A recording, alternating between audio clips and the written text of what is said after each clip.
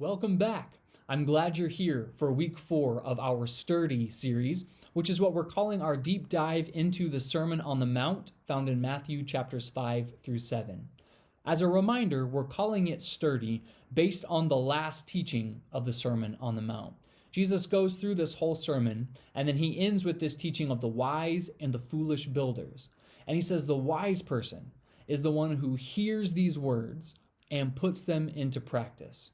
The wise person is the one who hears these teachings, these lessons, and then lives by them.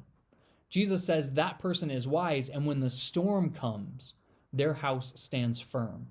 Their house is sturdy.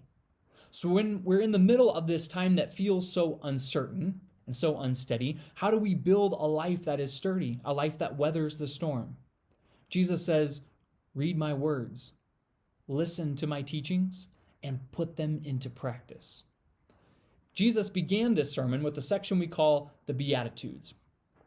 In it, Jesus hands out some blessings. He calls some people blessed, but they're not really the people that we would call blessed.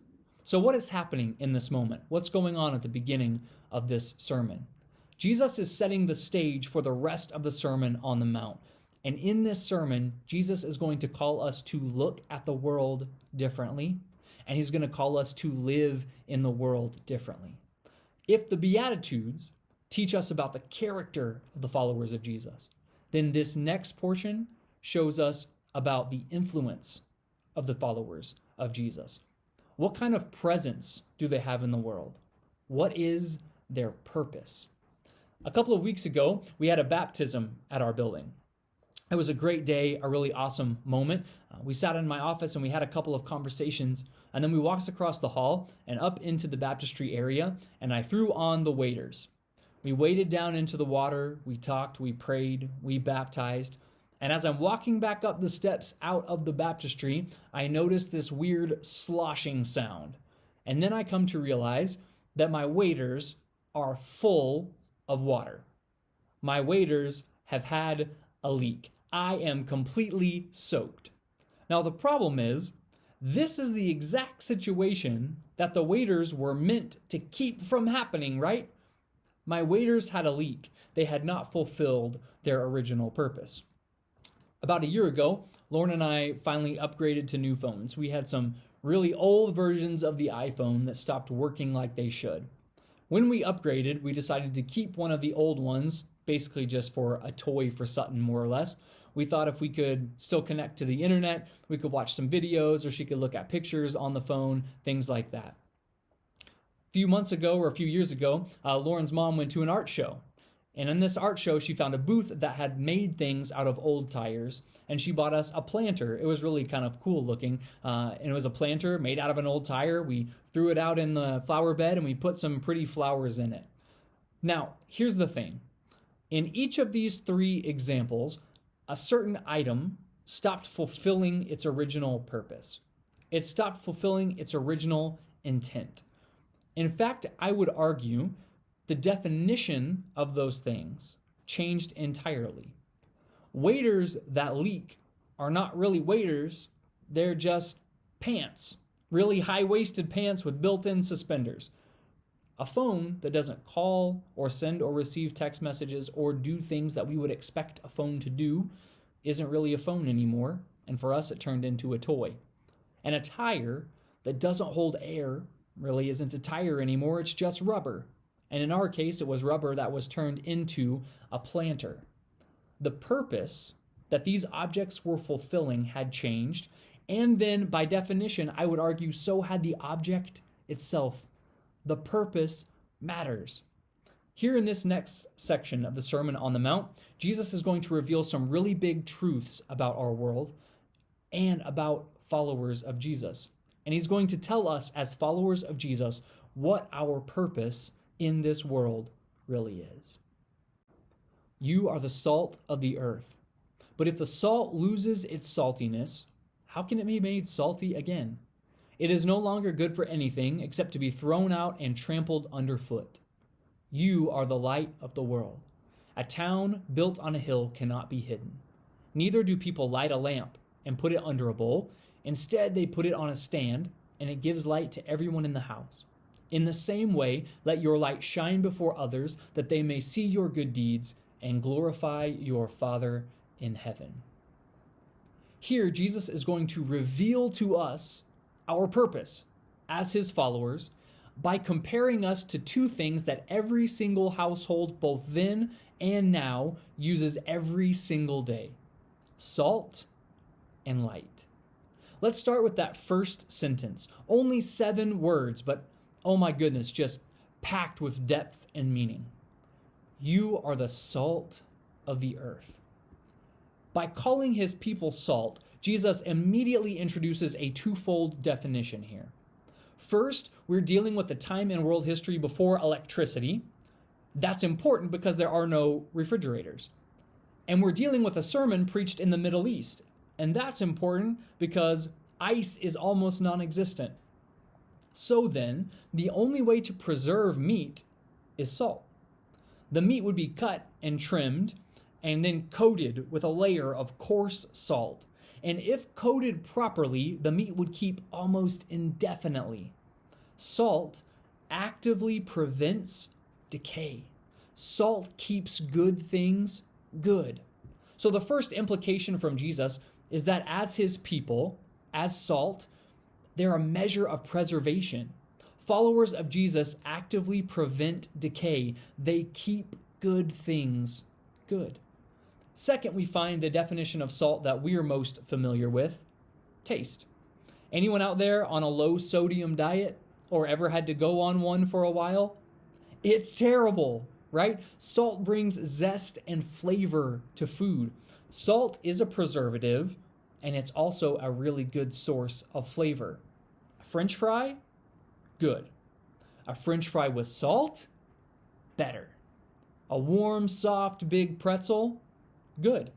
A warm, soft, big pretzel with salt on it? Better. A tortilla chip? Good. A bowl of tortilla chips with salt sprinkled over the top? Better. Salt keeps good things good, and salt makes good things better. Next, Jesus shifts and he changes the imagery.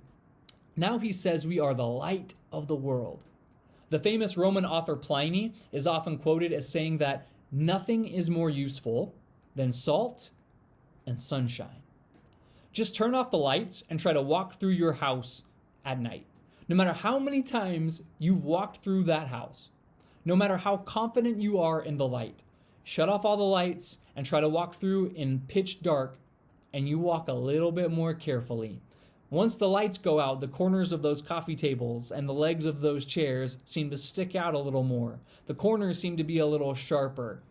They seem to loom in places that we didn't think they were before. Light brings out peace and comfort and stability. It also brings productivity. Thanks to the lamp and now the light bulb, we can do things after 5 p.m. in the winter. We can drive after dark, we can eat after dark, and we can even hang out with each other after dark. Light pushes back darkness. Now, in this text, the work of Jesus' followers as salt and light is also defined one step further. Jesus says his followers are the salt of the earth and the light of the world. Sometimes we have this escapist mentality when it comes to Christianity. It's probably come into your mind at some point. I know it has for me. Well, I know I'm saved, so I'm just going to keep my head down. I'm going to wait it out. The world seems to be going in a direction that, as followers of Jesus, we don't agree with, so we're just going to hang tight and wait for heaven. This passage in the Sermon on the Mount teaches us something entirely different. It tells us that we have a purpose here and now in this world. It tells us that we have work to do. It also tells us how the world works. Things on this earth break down. Things on this earth go poorly. Things on this earth decay. Paul says in Romans that earth is groaning for a release from this decay. But Jesus says when my people, when the church is doing what it's supposed to do, when it's fulfilling its purpose, it prevents decay. God's people keep good things good. And on this earth, every evening, darkness falls. There's a darkness that encroaches here on earth. But every morning the sun rises, and every day we are reminded that light pushes back darkness. We're reminded every morning at sunrise that light wins. God's people are sources of light, Jesus says. And just like sources of light, even in the greatest, darkest places, the most pressing darkness, those lights push back that darkness. Even the biggest room in pitch dark comes to life at the light of a candle. When Christians are fulfilling their purpose, they are actively preventing decay, they are making good things better, and they are pushing back darkness. Now let's read our text again. You are the salt of the earth. But if the salt loses its saltiness, how can it be made salty again? It is no longer good for anything except to be thrown out and trampled underfoot. You are the light of the world. A town on a hill cannot be hidden. Neither do people light a lamp and put it under a bowl. Instead, they put it on its stand, and it gives light to everyone in the house. In the same way, let your light shine before others, that they may see your good deeds and glorify your Father in heaven. Jesus begins this teaching with a declaration that his followers are the salt of the earth. And then he expounds on what happens when salt isn't acting salty anymore. He says it isn't good for anything except to be thrown out and trampled underfoot. Now, since we're kind of fixated on this eternal life aspect of Christianity, it's easy for us to read this portion and think of this as a warning from Jesus about our eternal salvation. But Jesus isn't talking about that here. He's just issuing a statement of fact about what happens when salt isn't being salty. Because if salt isn't being salty, if it's not preventing decay, and it's not adding flavor to food, then it isn't salt anymore. If it's not fulfilling its purpose, then its definition has changed. What is salt that isn't salty? It's just sand. It's dirt. And where do we find dirt? On the ground. And what do we do to it? We walk on it. He continues, you don't light a lamp and then hide the light. You don't put the light under a bowl because then you can't see. A lamp under a bowl isn't fulfilling its purpose. A lamp under a bowl is just more darkness. Waiters that leak are just pants. A phone that doesn't call or text is just a toy. A tire that doesn't hold air is just rubber. Salt that isn't salty is dirt. And a light that doesn't light up is just more darkness. The purpose matters. And our purpose as followers of Jesus here on this earth is a great one. Prevent the decay of the world. Bring zest and life to the earth. Push back darkness. One last thought on this passage as we conclude. Jesus finishes this portion with this sentence. Let your light shine before others that they may see your good deeds and glorify your Father in heaven. The charge from Jesus to be salt and light is to bring goodness into the world. There are a lot of Christians today who have taken this charge to push back darkness very seriously, but they're doing it in a way that isn't bringing praise or glory to our Father in heaven. Our challenge then, from this portion of the Sermon on the Mount, the part that we take and put into practice, is this. Go be salt and light. Go preserve good in the world. Go make good things better. Be light and push back darkness, and do it in such a way that brings praise and glory to our Father in heaven. Therefore, everyone who hears these words of mine and puts them into practice is like a wise man who built his house on the rock. The rain came down, the streams rose, and the winds blew and beat against that house, yet it did not fall, because it had its foundation on the rock. Have a great week, and we'll see you next Sunday.